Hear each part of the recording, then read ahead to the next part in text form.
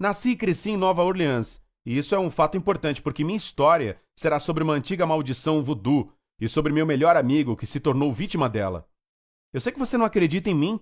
Meu amigo também não acreditava, até que zumbis começaram a vagar perto da janela dele todas as noites. O nome do meu melhor amigo é Henry. Sua família se mudou para Nova Orleans, vinda de Nova Jersey, há cerca de 6 meses, e ele começou a frequentar a minha escola. O Henry é um cara legal e logo percebemos que tínhamos muito em comum e nos tornamos amigos. Ele não sabia muito sobre sua nova cidade e estava curioso a respeito de tudo. Por que o bairro francês tinha esse nome? Por que os turistas vinham aqui para ver os cemitérios? Por que os cemitérios tinham mausoléus e os corpos não eram simplesmente enterrados? Devo admitir que fui um excelente guia da cidade. Talvez eu pudesse ganhar a vida mostrando a cidade para as pessoas, mas isso não importa agora. O fato é que minha família está intimamente ligada a Nova Orleans e eu cresci com esse conhecimento. Minha linhagem pode ser rastreada até meados do século XIX, e todas as nossas gerações seguintes viveram aqui. Antes disso, meus ancestrais moravam no Haiti. Você já adivinhou o que estou tentando insinuar? Se não, vou falar claramente. A minha família tinha mestres de voodoo de verdade. Ah, sim, aqueles que conversam com espíritos antigos, realizam rituais mágicos, fazem amuletos e podem transformar pessoas comuns em zumbis terríveis. Bom, pelo menos dizem que é assim que funciona. Claro, eu não sou capaz de fazer nada disso, mas minha avó, a Virgínia, é. Ela é dona de uma loja de lembranças, onde os turistas costumam comprar itens mágicos, perguntar sobre voodoo e até mesmo realizar um ritual. Nunca prestei muita atenção ao trabalho da minha avó, pois o que era exótico para os outros era algo rotineiro para mim. Mas o Henry estava muito interessado e fez algumas perguntas sobre a minha avó Virgínia, mas não da maneira que eu esperava.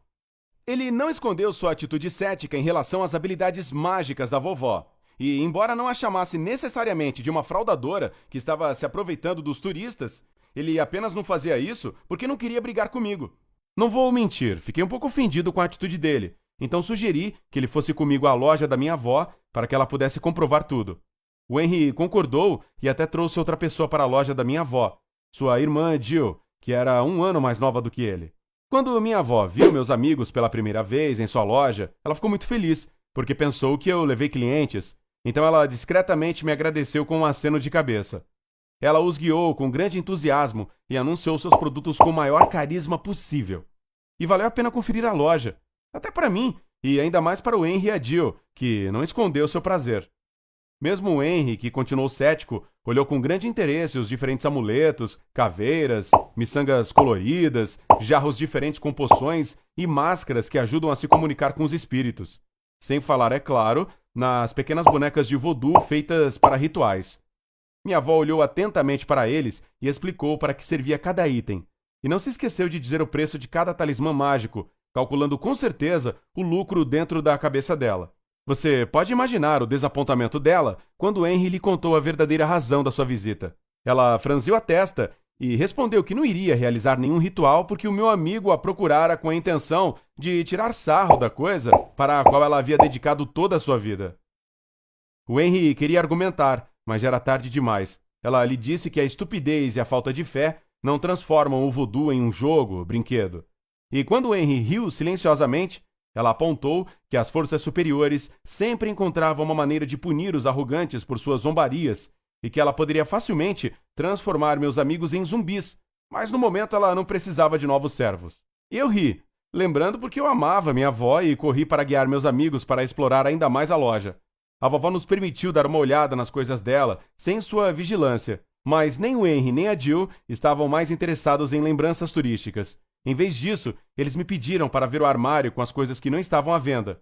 Eu havia comentado sobre isso no caminho para a loja. Nesse armário, a vovó guardava as coisas que usava para rituais e para apresentações para os turistas, então não vi problema se apenas bisbilhotássemos por um segundo. Eu estava errado. Assim que virei minha cabeça, o Henry imprudentemente abriu uma caixa e algo pequeno e leve caiu no chão. Eu tinha medo que ele tivesse quebrado alguma coisa, mas meus amigos nem sequer pensaram nisso. Eles estudaram, emocionados, o objeto caído que era um osso de dedo humano esterilizado. Eu disse ao Henry para colocá-lo de volta na caixa naquele mesmo instante, mas era tarde demais. A vovó tinha ouvido o barulho, se aproximou de nós e triunfantemente apontou o dedo para o Henry. Estou avisando que a vingança chegará a você em pouco tempo. ela disse com um sorriso e acrescentou: esse osso pertencia ao sacerdote mais poderoso, meu mestre, que passou apenas um pouquinho de seu conhecimento para mim. Por tal negligência com seus restos mortais, você está condenado, garoto.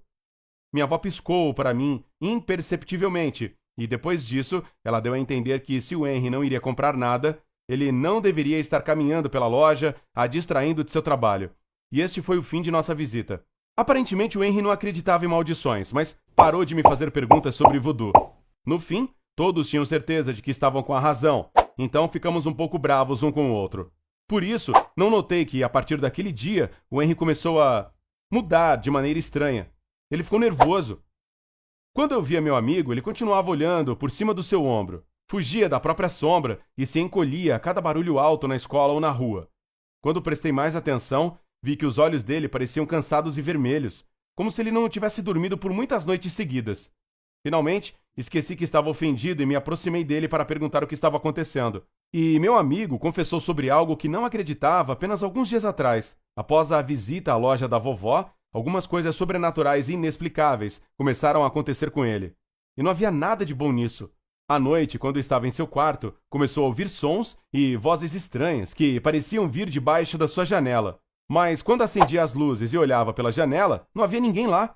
E quando ele tentou encontrar alguém com as luzes apagadas, o resultado era o mesmo. No começo havia apenas vozes, mas depois de um tempo, ele começou a ouvir passos pesados e vagarosos. E quando olhou para fora, ainda não havia ninguém lá. Além disso, quando a família do Henry se mudou para uma nova casa, instalou câmeras de segurança em todos os lugares. Ele assistiu às gravações, mas não viu nada nelas. Mas o meu amigo realmente entrou em pânico quando... Na verdade, foi por isso que ele me contou tudo. Notou pegadas na parede. Eram cobertas de terra e lama úmida e levavam direto para a janela do quarto. O Henry não contou para ninguém, exceto para mim, já que ele temia que os outros pensassem que estava louco. Mas ele não hesitou mais. O espírito do sacerdote havia enviado um zumbi real atrás dele. Meu amigo pediu minha ajuda, mas eu estava confuso. Percebi que pessoalmente não tinha certeza se acreditava em zumbis. Mas uma coisa em que eu acreditava com certeza era que meu melhor amigo não faria uma brincadeira tão estúpida comigo. A decisão mais lógica e simples seria pedir a ajuda à minha avó. Mas lembrei como ela piscou para mim alegremente depois de dizer ao Henry que ele foi amaldiçoado. Ela se importaria em ajudá-lo depois que ele a ofendeu com sua falta de confiança? Bom, seria impossível descobrir isso de qualquer maneira, já que o Henry se recusou veementemente a pedir a ajuda dela. Muito provavelmente, embora estivesse assustado, ele ainda tinha algum orgulho. Ou teimosia? Enfim, fui eu quem teve que lidar com o zumbi. O Henry me apoiou, lembrando que eu era o feiticeiro hereditário, mas percebi que as coisas não eram tão simples. No entanto, havia uma coisa que eu sabia sobre zumbis, com certeza. O simples sal desperta um instinto doméstico em qualquer um deles, forçando-o a retornar ao túmulo. Mas havia um pequeno problema. O sal tinha que entrar na boca do zumbi. Bom, eu tinha pensado em algo melhor do que alimentar um ser desses com uma colher. Para implementar o plano, fiquei na casa do Henry durante a noite. O zumbi vinha todas as noites, então esperávamos que ele voltasse naquela. Francamente falando, eu estava muito nervoso. A espera foi muito emocionante, e quando ouvi exatamente os mesmos sons que o Henry me descreveu, fiquei verdadeiramente assustado. No entanto, eu estava pronto, e sabia o que tinha que ser feito. Quando ouvi um barulho estranho e alto debaixo da janela, o que significava que o zumbi estava ali com a boca aberta, rapidamente derramei um enorme balde de água salgada na direção do som. Dissolvi alguns punhados de sal neste balde, pensando que deveria ser o suficiente. E aparentemente eu tinha mirado certo. Nunca pensei que zumbis pudessem gritar, mas juro que ouvi algum tipo de grito lá embaixo. Então, os sons diminuíram. O Henry e eu olhamos um para o outro, respiramos fundo e corremos para fora. Não tinha ninguém embaixo da janela. Isso significava que meu plano havia funcionado. Para ser sincero, fiquei tão orgulhoso de mim mesmo que, pela primeira vez, pensei em seguir os passos da minha avó. Talvez eu realmente tivesse talento para a magia do voodoo? Mas quando voltamos para dentro de casa, o horror nos atingiu mais uma vez. Vimos pegadas molhadas no chão. Será que o zumbi decidiu entrar na casa? E as pegadas levavam ao quarto da Jill. Esperando que ainda não fosse tarde demais, corremos para lá. Bem a tempo de pegá-la em uma vaga tentativa de tirar as roupas molhadas que estavam grudadas em seu corpo. Sim, foi a Jill quem estava fazendo uma pegadinha com o irmão, muito cético e arrogante, inspirado pelas palavras da minha avó Virgínia sobre uma maldição. A Jill sabia a senha da câmera de segurança e as desligava sempre que precisava. Por tentativa e erro, descobriu os pontos que não podiam ser vistos pelas janelas do segundo andar e se escondeu lá. Como ela admitiu, já estava cansada de fazer aquilo à noite e jogar o jogo de zumbi, e aquela seria a última vez de qualquer forma. Mas parece que o Henry não estava muito consolado com o fato. Devo mencionar que ele ficou tão bravo com ela que fui eu quem salvou a vida dela e o impediu de cometer um crime? Bom, no final das contas não havia nada sobrenatural nessa história. No entanto, depois de alguns dias, o Henry foi ver minha avó novamente.